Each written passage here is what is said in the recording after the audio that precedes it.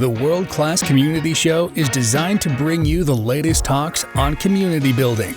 Join our host and his guests ranging from leaders at global enterprises to niche underground community builders. In these episodes, they discuss the creation, the importance, the future, and much more about community building.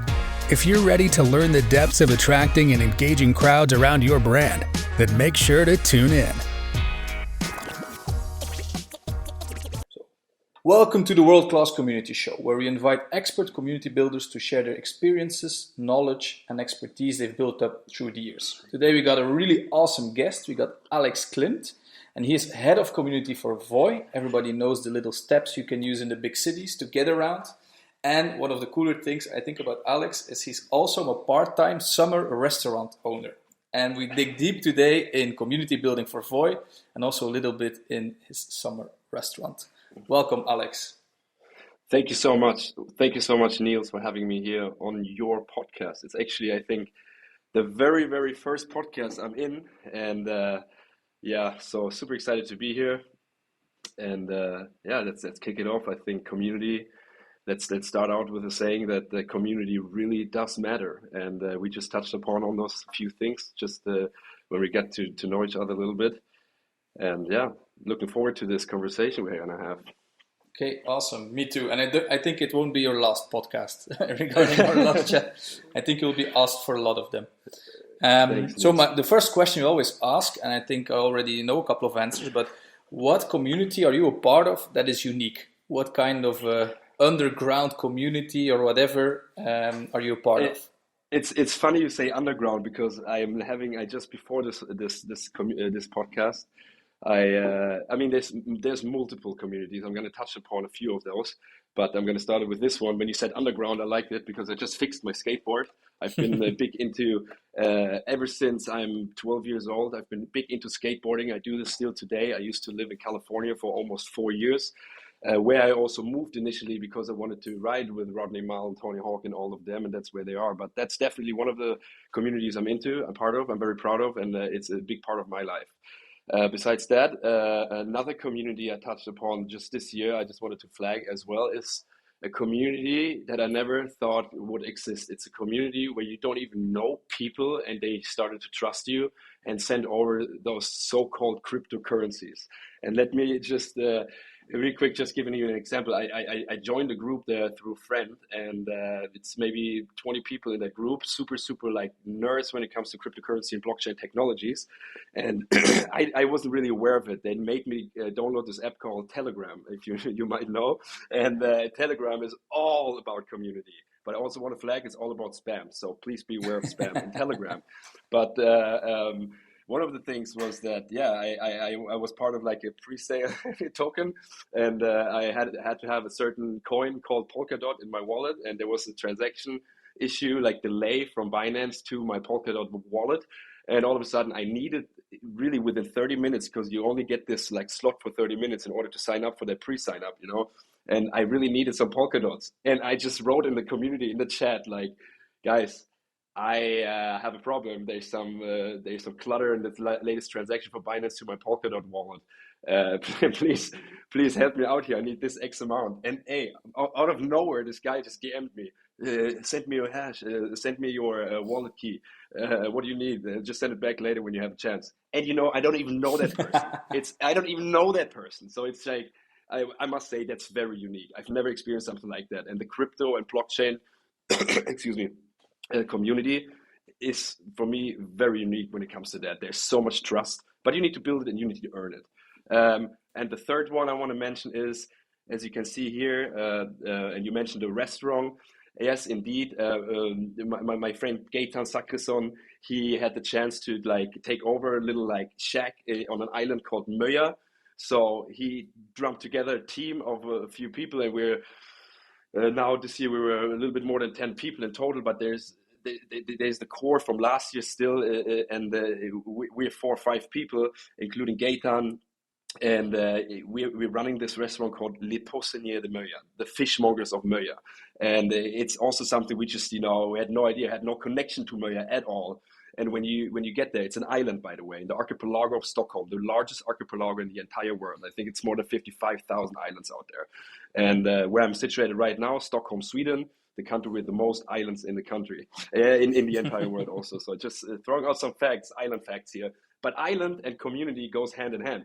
And when we ended up on the island last year, just to start running this restaurant, we realized, look at all these people, how friendly, how kind of like, it's really like this dream of Astrid Lindgren, you know, the one that wrote Pippi Langstrumpf. It's really that. It's timeless out on Möja. It feels like the time stands still, and it's very, very unique. And over the year, throughout the entire year, there's 200 people living there. And during the summer, there's thousands of people flowing in. So we're running this restaurant during the summer with focus on service, with focus on the food, and the people just, you know, chillax and we'll take care of the rest. It's a piece of the continent and the Stockholm archipelago. And that's what we do during the summer. And now second season, we realized what we achieved last year, like what we built, really, they spread the people word of mouth, you know, this talk, and people came back this year, and even more came, and people start talking, and it is really a community out there, because it is indeed a community. It's a small village, and people, everyone knows everyone says hello to everyone. It's like one hand washes the other. You need something, they come and fix your toilet, then the other day you bring them some fish up to their place, because, you know, like I said, one hand washes the other. What goes around comes around. So that's a very unique community I'm part of, because I don't think there's a lot of people out there, selling fish on a daily basis, and that's what we do for 2 months during the summer season in Stockholm, outside of Stockholm, in the island of Möja. So I'm very, very happy about that one. I had no idea 3-4 years ago that this would ever be part of my life and part of my community living. That sounds amazing. Did you ever get the chance to skateboard with Tony Hawk? Unfortunately not, but I ended up in a bar in Oceanside with his son. And he was there, and people were like, hey, there's this guy, there's a son with the long hair, he's the son of Tony Hawk, and I got a little bit starstruck, but then again, we all cook with water, and it was just fun to see someone like that there, because you have the connection playing the video games, all grown up as a child, you know. Hey, but, you know, keep on dreaming, maybe one day. Maybe he can visit the restaurant. Yeah, perhaps. After listening to the podcast, maybe he's a loyal listener. I don't know. Let's do it. I'm going to send the file to him, that's for sure. Okay, awesome. So you started your career at Voi as a city launcher, correct? Yes and no. Actually, the start of Voi was a bit different. It's November 2018. So basically, my first position at Voi was Unicorn Street Crew member, and I was that for 50% at that time, because I was a consultant for earlier company I was working at called Urbit. It was actually the first startup I joined. I left them 2017. In 2018, in December, I came back as a consultant to re-ramp the community, actually, because what we did there was delivering parcels within city center within 1 hour. And the job what I had there before was community manager, to kind of create a community of 300 to 400 Urbers, so-called, the people that do the deliveries and the handovers, and kind of like, you know, the whole concept was work as much as you want, work whenever you want, and get paid directly. So the community part was essential to keep them alive, to keep the flame warm, you know, keep the flame on.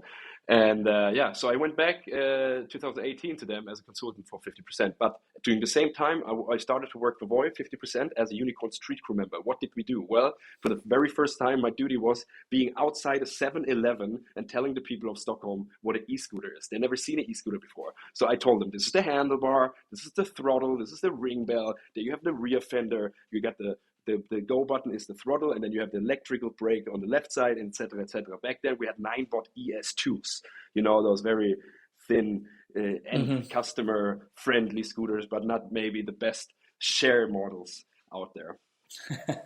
So that's how I started, actually. No, they didn't last that long, unfortunately. But we made it happen, and we re-ramped that. Today, I think our vehicles, we lifespan-wise, it's 600% more life what we gave them, so up to 5 years now. So if you look at the latest model compared to that 2018, but you got to start somewhere, and at that point we started with off-the-shelf scooters. Today we have built our own scooter, so we came a long way. So this is how I started. It was a unicorn street crew member, 2018 in December, for 1 month. But 3 days in, I met the COO of Voi, Douglas Stark, a huge inspiration to me. He was also working as a COO for Budbee, which is a delivery company, parcel company in Stockholm as well, working a lot with algorithms and route optimization. And he was very interested in Urbit, the company I mentioned to you, where I built a community from Urbers. And he was very interested. So at some point, it was a Friday. It was the third day in for me at Voi. We had after work. After work is a very Swedish thing. After work, we have some drinks at like 5, 6 p.m. On Fridays. Maybe it goes to 7, 8, and then we go out all together if we feel for it. But it was a Friday. It was December, and it was quite. It was Christmas time, and we had this Christmas. We were working in like this thing called Stay Around. It's like a WeWork, just the Swedish WeWork, you could say, and we were staying there, and they were organizing like a winter wonderland party. And then I ended up there 3 days in at Voi, and I talked to Douglas Stark there, the COO of Voi, and he was very interested in how in the world did you guys with Urbit manage to raise so many millions of dollars with basically how did you manage that? And it was basically he was really interested in that. So we talked. Long story short, I will never forget this moment. I love this moment. We talked, and apparently Douglas were looking for launchers, which I realized this evening. So during this evening at the Winter Wonderland party, he was like, kind of like hitting me here, like in a good way, here, you Alex, you and me need to talk next week because you got to work on my team. And that moment for me, it changed everything. I remember going home a little bit, almost tears in my eyes, not realizing what just happened. 3 days in at this new company, I really love it and I really see the potential of it. And then all of a sudden, the COO was telling me he wants me on his team, which I was very flattered about. Tried to call my mom at 1:30. She didn't answer, of course. Maybe it was better that she didn't answer. Yeah, probably. But she was like, "What the heck, Alex? Why you call me middle of the night next day?" But then she realized it was great because of good news, That's how I ended up sliding into the launcher team back then, where we had one thing in mind, and that's called hyper growth. And so I joined as a city launcher in January 2019, and my very first city I project managed to launch was Copenhagen on the 17th of January 2019 with, well, how much? 150 e-scooters back then, ES4, because it was the ES2 just with an extra battery pack. We called it ES4 in the industry. But actually we call it CMF, but that's just an internal call. Yeah. So that's how it started. Okay, awesome. What a story. So it was a Winter Wonderland party and you got to launch Copenhagen.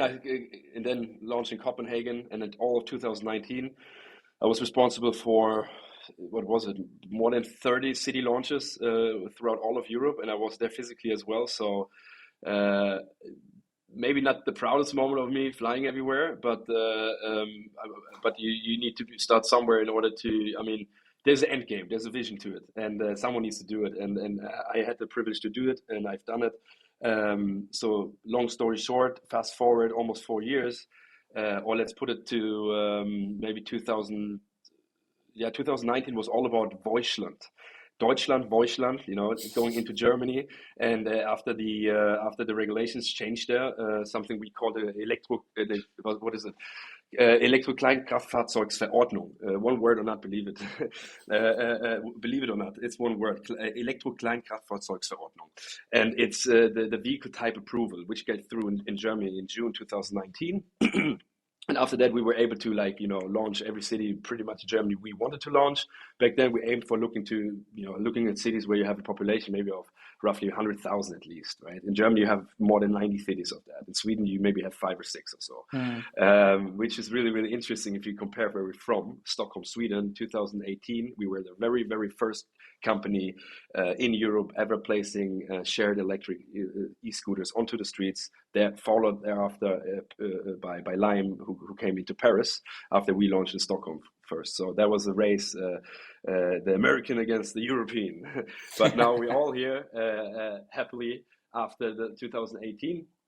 Yeah, so 2019 was all about launching Germany. 2020 was all about launching the UK, aka the Voi United Kingdom. We were super happy and proud that we've won a lot of these tenders.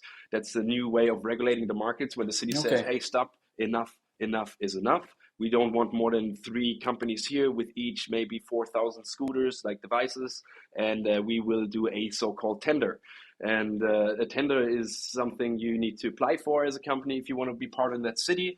And what are the criteria? Usually it's sustainability, it's operation, it's financials, and it's also the hardware and what you're actually putting out there. And also how's the overall health of your company. And you need to answer certain questions and very specific. So we have a tender team working on that. And we were super privileged 2020, then when COVID hit, unfortunately. That was also a reason why the UK fast-tracked the e-scooter legislation, because it's illegal until then. Actually, it's still illegal to this day. They're running on trials. Only together, legally allowed with the municipalities in each region, each city. So just to be aware of that, there's a lot of regulations behind these lovely e-scooters. But 2020, all about UK, aka Voi United Kingdom. Today we are present there in, I've lost even track. I think it's 15 cities or so. I mean, Liverpool, Birmingham, Southampton, you name it. I mean, there's a lot of them, and we have them exclusively as well. One of our greatest cities, Bristol, there, and I was also responsible for that launch. It was amazing. That was October 2020, but then, excuse me. And then shifting into 2021, we went back to Spain. I was responsible for launching in Sevilla, bringing the fleets back to Spain. We used to be in Spain, but we pulled out because of regulations. So we have to be very transformable and agile in the sense of, knowing what's right, what's not right at the moment. But then we went back to Spain 2021. And during that year, we also went bigger in Deutschland. And every time, why I say this is you basically start a company in a new country, right, in a new city, and you build at the same time. Even though I was not on the paper a head of community or community manager, it was still close to me, my heart, and what I wanted to build. Every time I come there, I build a new community. When I bring Voi to Berlin, we build Voi Berlin. When we bring Voi to Brussels, we build Voi Brussels. We do that not only with our vehicles, but also with the people around us, and that's the community. And that's why I also wanted to flag that. It's been community for me ever since, I would say, the early days. I've been a team player all along, never been about single sports, always been playing in team sports, for instance. So I think it comes natural.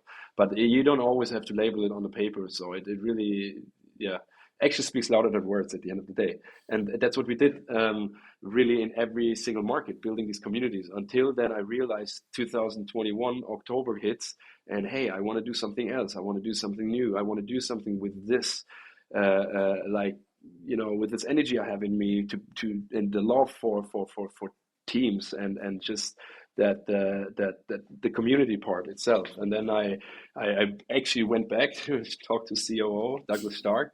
The circle closes, and we've agreed on a new role as the head of community. And since January 2022, since this year, I started that role, and ever since then, we've been rocking with it. And I'm not looking back any time, and I love it a lot because it's finally I do something that I really love. That's really close to my heart, and something that I believe I'm very good in, since it comes natural for me. That's how I ended up as a head of community at Voi. And since the 1st of January this year, that's what I've been working with, and my duties, responsibilities, etc. at Awesome. Voi. Like for opening a new country, let's say you open Voi Berlin or Voi Brussels, was there a community roadmap at a certain point? Like, okay, this is the steps we need to do, or was it all organic? It was very organic. The word community never really was there in any Slack or Google Sheets or wherever. You wouldn't really see that. But that's the interesting part, because you touched upon that earlier too, how important community is, and it becomes more and more important. That's why I think it's so interesting that this position within me is the very first ever community title position at Voi. And that's something we realized that it is extremely important to not ignore that. As I said in the beginning, community matters. And now we have made it kind of formal, I would say, but it's been always there informally. It's been there, like I said, it's always close to me personally. So every time I went to a new city and I launched a new city, it was naturally part of it. I drum the people together in the warehouses. We go to eat together, we do this together, we engage together, we don't work only together, we also play together. So it's that kind of feeling I'd like to bring across the table. And it comes naturally. Now it's just formally on my LinkedIn and in my contract. But like I said earlier, it doesn't matter if you call me community manager, Alex Klimt, or head of community. I'm still doing what I want to do, and that's build a community at the end of the day. Okay, awesome. Where in your opinion is the value of a community? The value of a community, I mean, there's a lot of values of a community, but I would say just it depends on the community. It really depends on the community. Let me talk about values real quick. I think in our case, it's been a long ride at Void in order to, come up with the right values within Void, for instance. But every sector, industry, brand, you name it, has different values maybe they care about. But let me touch into the ones from Voy. So we have them covered as well, because this is something that was one of the very first challenges and responsibilities and work streams I've managed together with my great colleagues at Voy. Was when I started as a head of community was, hey, we need more. Like, we should revisit our values, because at the moment no one really knows what they are, what they even mean, and why do we even have them? And it maybe values. What are values? Should we have them and just put them on the wall? And should they look good on the internet? They should look good on a website, and they should be like, oh, we're bold, oh, we're this and that, and hey, we care, we're diverse, and we welcome everyone. You need to walk the talk, and those things, they all sound good and gravy, but I don't think there's often these maybe, I don't want to say companies directly, but often these organizations that really follow up with them. They just come up, they coin them because it looks good on an IPO day, and then they're gone. But that's exactly what we touched upon, and we were like, this shall not happen. We really want the real deal. We want to identify ourselves with it. And so let me touch upon it. If you build a community, you also need to guide the community. And one of the 4 essential aspects, I believe, of guiding a community is the values. And the 3 others, let me tell you, if you think about a playing field, like a football field, you have 4 corners. The one here is the value corner. That's the how are we going to do it. Here you have maybe the who. That's the personal. This is the people that work there. That's me, that's you. And then you have the why, and that's the vision. In our case, it's build cities made for living, free from noise and pollution. That's the why. And the what is basically the mission. How do we do it? Well, with safe, reliable, and sustainable micromobility for everyone. So if you have these 3 things, so the why, the what, and the who, you also need a how. And the how is where the values come in. And that's really, really interesting. Because then the people understand all of a sudden the power of the strength of values. Now they realize, hey, this is maybe how we do it. This is maybe not how we should do it. And let me tell you, if you put these 3, the who, the why, the what, the why, together, and then you look at our values, and let me tell you, our first value is push boundaries. So then they can always look back. How did I push boundaries today, for instance? Well, I just came up with a new IoT technology, man. Okay, cool. That's great, pushing boundaries. So he or she got it. So and then if you look at the second value we have, it's built with empathy, and that's our products, our people, our cities. Empathy. It's so important because at Voy we really like bottom up instead of top down. And we do have a lot of different people working in different fields within Voi. We have the warehouse, we got the mechanics, we got the team leads, we got the engineers, we got the hardware lab, we got this, we got the people in the offices, the crunching numbers, the spreadsheets, the visionary, you know, so many different people. But we all we're on different boats, but we're all on the same ship, is what I like to say. And yeah, push boundaries, build with empathy, super important. And then back to the third one and the last one, I think you also, with values, you should keep it simple and short, lagom, as we say in Swedish, not too much, not too little. 3 is perfect, I believe. So you have the last one is right together. Actually, something that I believe I have on with me right now. It's right here. Right together, and we Awesome. have a logo for each and every one. And, you know, running through the offices of Voi, you see the people having the one that resonates most with them. So you can even choose. We give them, you know, you can give your people, you know, options. People like options. So if you, like, let's say, community manager working on that works through values, think about options.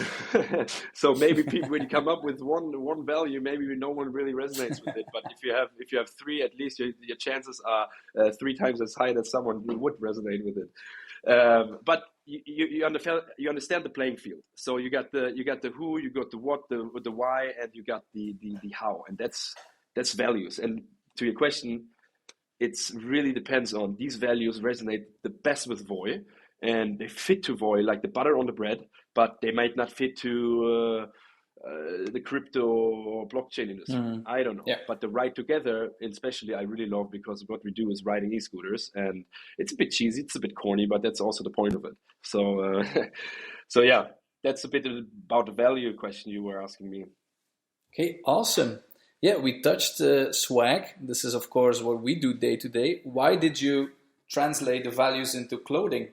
Does it have an effect on the team wearing the values literally? Yeah. Yeah, absolutely. And that comes back to you can look at companies like Nike. Consistency is key. It's key, because if you see the value, by now everyone knows the values. Because why? Because they've seen them everywhere. You have the stickers, you have the people that wear the t-shirt, you mention it in the next presentation. How did you push boundaries? It's part of the part of the workflows. It's part of the 360 personal progressive development Part, yeah. Exactly. It's part of all these things. And if you consistency is key, and if you constantly remind the people of it also works. But at the same time, it's not.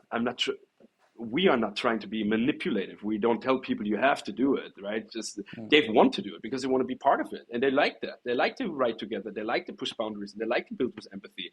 And then it's really depends on. That's why when we came up with this, it was a work stream for a month, and it was in March, 27th of March, I believe, 24th of March, doesn't really matter. We launched them internally to the entire organization globally. I have not received the feedback where people are like, I don't resonate with, or this and that.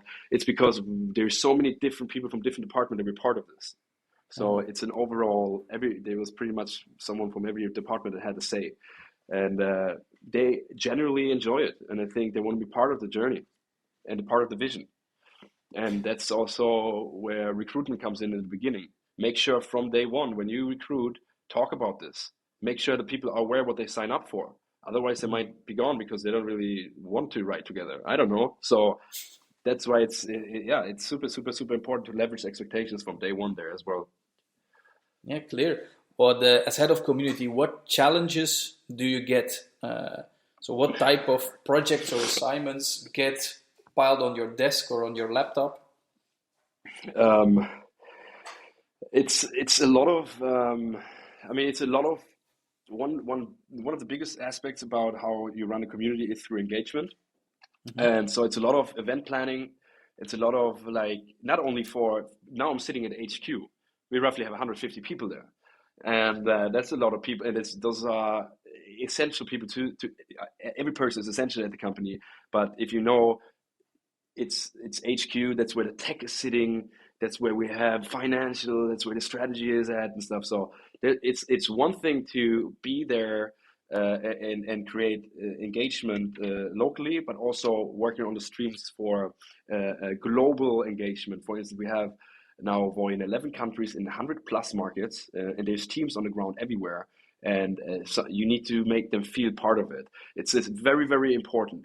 I need to flag this because if you have an HQ somewhere, especially in the north, we're so up north.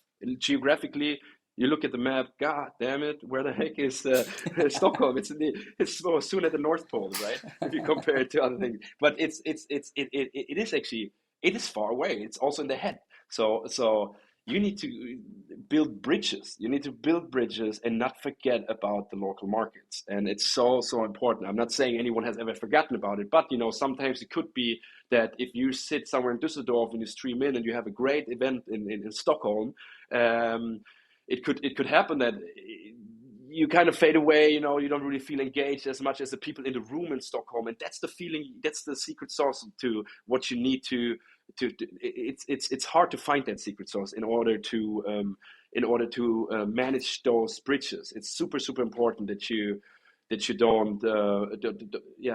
don't be aware of your audience and know where they're from, and make sure when you have set a call at 3 p.m. that you also make sure it doesn't start after 3:01. Yeah, it's so important because there's people waiting out there and they rely on you as a leader, and you up there at HQ, make sure that you're aware of the entire global situation at your company. It's so simple as that, and you can do that nowadays with all technology tools and this and that. So very, very important. And to answer your question, it's a lot of events planning on a global level, on a local level, as well as I work with I work in the public relation, aka the communications department. So it's a lot of internal communication as well. It's a lot of planning for town hall meetings, and this and that, and a bit of admin stuff, but mostly being there for the people, making sure everyone is, everyone loves Voi technology as much as I do. That's kind of like what I like to say. I'm a big fan. I bleed coral, and I think why I do this is because I really truly believe in our vision, and I love our values, and I love the mission we're on, and I like to radiate, and I like to be contagious in that sense. Awesome. I bleed coral. Nice. That's a good one. Let's go to the restaurant. If you want to talk a bit about that, how does the community influence that? So you started at an island, or where you didn't know anybody as a group. Yeah. Did your friend who bought the shack, did he know anybody there? He no one. That's the thing. That's the funny thing. I love that so much, that story. Thanks for bringing it up. 2020. This is how it all started. 2020. It was Gaetan. I used to live in Paris with him. This is how we know each other. With Urbit, actually, the company, the delivery company. I expanded it to Paris. And Gaetan is half Swedish, half French. So he came down. He took over my operational managing position there for Urbit. And I went over to London to expand it there. And he stayed in Paris with Urbit. And we lived together at Place de la République, really, really close to that. And that's how we really became good friends. And 2020, it was that one of another friend of ours, Jonathan Gerbo, who was actually at dinner here last night, and he is from Gothenburg. He worked also at Urbit, and he started a smokery on the island of Koster, which is on the west coast of Sweden. And on Koster, he started with two friends. He started a restaurant called Koster Rökerie, the Koster Smokery, and he needed people to help out during the summer, so he reached out to Gaetan, me, and Julia, my girlfriend at the time. They were all eager to go there, and I was working in the United Kingdom, launching Voi, or making planning operational models with my colleague Nor back in the days. How, in case we would win a tender, how would we go on to tackle that city with what operational model? Like literally, we were there interviewing a lot of partners and this and that. So I knew during lockdown, I was in lockdown in London for 1 month in June 2020. I couldn't even leave my hotel room. I became bananas almost. That the staff at the hotel said in Whitechapel in London, they were like, Alex, you should go home, man. You're the only one living in this hotel. The only reason we are open is for the NHS, right? So they can move freely to the hospital next door. I'm like, we got to get this going. We got to get these operation models going. No. I mean, really, like, they told me to leave. They don't even want my money anymore. I said, okay, I go to the West Coast, because then at that time my girlfriend and Gaetan were at Jonathan's place then. I ended up there for 1 month, worked there as well, loved what I've seen. Julia, my girlfriend there, she went to Stockholm to study. I went back to the UK. Gaetan didn't know what he needs to do or wanted to do. So he signed up for, applied for becoming a fishmonger in Stockholm. One of the places he ended up in leading Saluhall. He ended up with a family-owned Saluhall, we call, like market, like a fish market. I mean, it's like a Saluhall. It's like a place a market where you can buy all kinds of food. And one of the sections is like a fish counter. And that's where, and obviously we got inspired on the West Coast, but Gaetan then overheard the owner of that place saying, hey, I have a wagon fish shack on Möja I want to get rid of. And then Gaetan talked to us, hey, I need some people, let's do this together. And then, long story short, it was purchased and ended up on Möja last year for the first season with not having any connection to the island. And today it feels almost like I would call myself Möjabu, which means in Swedish like a person, like a villager, like a person that's from that island, because you're so deeply integrated in the society now, in that community. And you can even look at their Facebook. They have like a Möja Facebook community. I mean, if someone puts something up there, there's more than 150, 200 reactions to any post. And it's just like, because everyone knows everyone on that island. So throughout the year, 200 people living there. When we come there during the summer, there's a lot of, I mean, it's in the archipelago. It's one of the most known, biggest islands in the archipelago of Stockholm. As I mentioned before, it's majestic. It's the biggest archipelago in the world. And it's gorgeous. It's our unique, it's what we have here in Stockholm. So what we've done there, what we created there is really out of the blue, but what I still have to pinch myself during the days when I was working there now during the summer. What is it? You woke up every morning and you went there and there's already a queue when you got there, 10 minutes after you need to start, and then seat the people and bring them there. And all they come for, hey, I came here from Skåne, from south of Sweden, to eat your fish and chips. I heard about it. We've been part of magazines. The German national TV was there. Deutsches Erste Fernsehen has done a documentation about a little bit, I just watched it. We have some clips in there. Unfortunately, not as much as I wanted, but it was absolutely amazing. I'm like, there's like 85 million Germans have access to that if they want to check it out, So YouTube interviews, people, like, they become crazy about this thing called Le Poissonnier de Möja, aka Möja Fish. You know why? Because it's so simple. It's two things. Focus on the food and the service. The rest will fix itself. The people absolutely loved it. They came there for the quality. I mean, it's crazy to see, and I'm trying to put this in a nice way. It's absolutely crazy to see, and this is when you know you have succeeded. When you have people coming from all different classes. They sit there. Some of them purchase champagne bottles, some of them don't. But let me give you one example. I cleaned up a table after there was a company of maybe 8 people, and the bill was extreme. There was a lot. They purchased the lobster, the champagne, the oysters, and this and that. But then I also realized they're sitting on this like meadow, and maybe there's a little bird poop here and there, like just no. But it's like this vibe. It's like you don't have to be that prestige. I think most of the prestige people don't even like to be that prestige. I believe that we need to really like calm down, like, and just let people be how they want to be, and just deliver the essentials. And that's, in that case here, it's the service and the good food.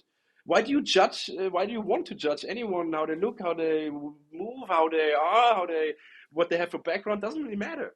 As long as the food and the service is good, this is what I pay for. That's what you expect when you come to a restaurant, and that's what the people got. And it's also, in that sense, it wouldn't be possible without a team.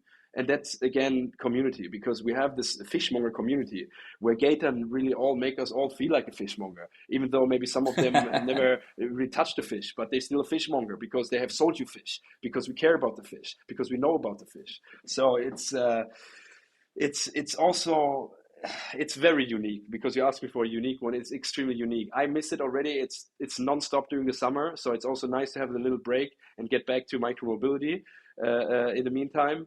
But what we have built there, it's a combination of hard work, passion, and the already existing community colliding with our new community, bringing the old and the new together, and creating an even better, more sustainable future community on that island of Möja. And my goal is to put Möja on the map.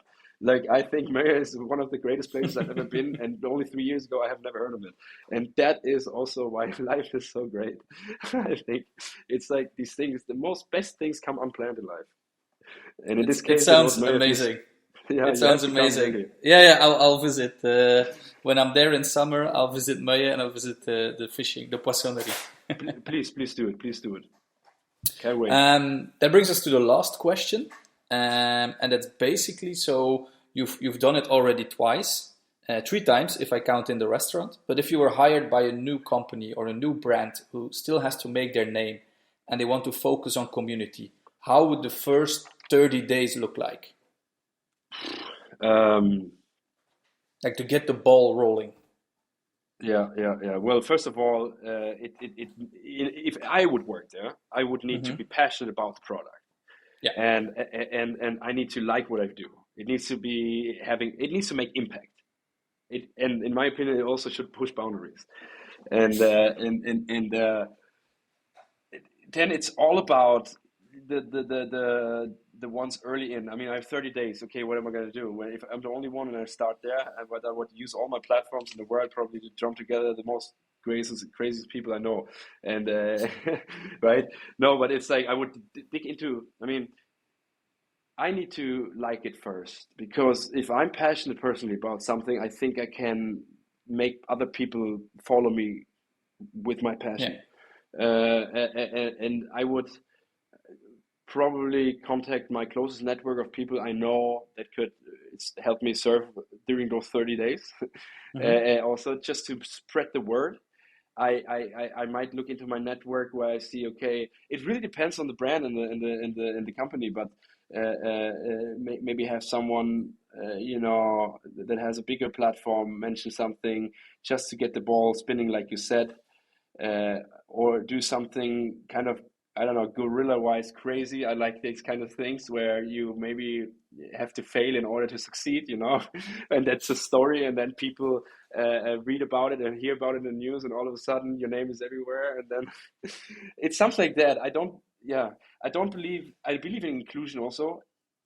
I would never, ever exclude anything. You've seen it at what is it?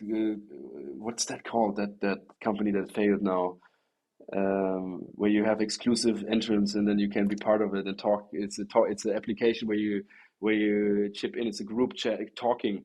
Clubhouse. Oh. Clubhouse. Yeah. For instance, like they when they started, they excluded people and they make it a buzz around that, but it obviously failed completely because that's also back to prestige. I don't believe in that. I think inclusion is so important, and the more the merrier.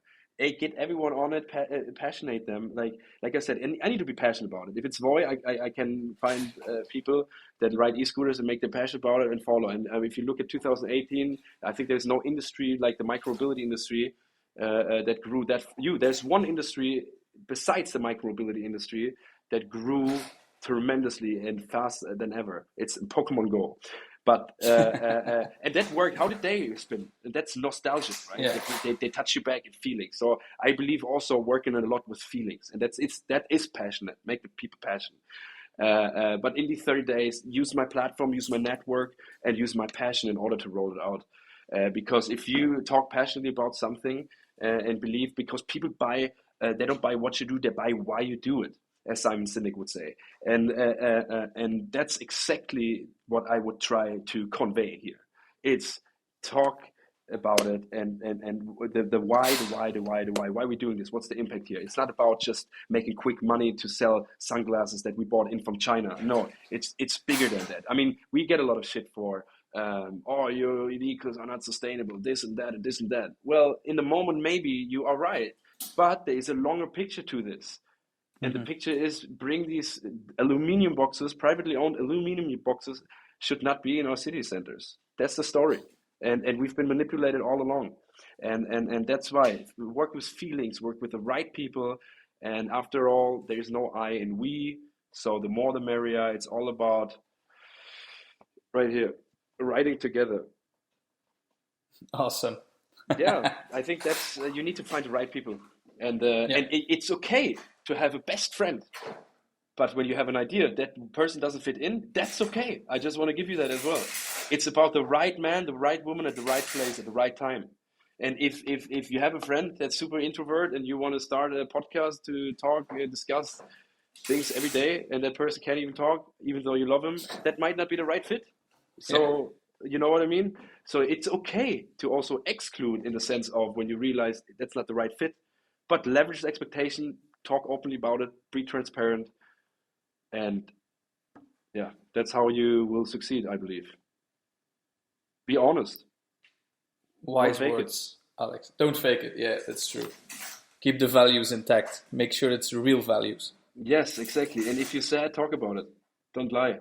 You know, it's I think communication is the A and O in everything. And then we see it also. It's also, unfortunately, a reason for a lot of failure and a reason for a lot of non-achieved things in life, because people don't communicate. We need to communicate, and it's so essential. And as a head of community, it's my duty to communicate to the community, and that's exactly what we do. Nice. Okay, then it only leaves me to thank you a lot, Alex, for our conversation. Thank you for your time. I loved your energy. I loved your whole story, every part of it. I can't wait to visit the poissonnerie. I would love that. You've sold it to me. You've sold the community to me. Thank you so much. No, you would absolutely love it, especially you coming from Belgium. You can use your mother tongue out there as well, because at the end of the day, it's a piece of the continent in the archipelago of Stockholm. And we have multiple languages there, multiple cultures, multiple traditions, multiple this and that. You would absolutely love it. Make sure you take a voy to the boat harbor, and from there on, definitely. I will meet you at the harbor in Bergby, which is the little village in Möja, and from there I'll take you to the restaurant, and the first fish and chips is on me.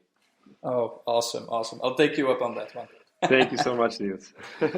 Thanks, Alex, and I hope to speak to you very soon again. Thanks, Niels. Thank you so much for listening to the World Class Community Show. If you liked this episode, make sure to subscribe to our channel on your preferred podcast platform. Looking forward to inspire you again on the next show.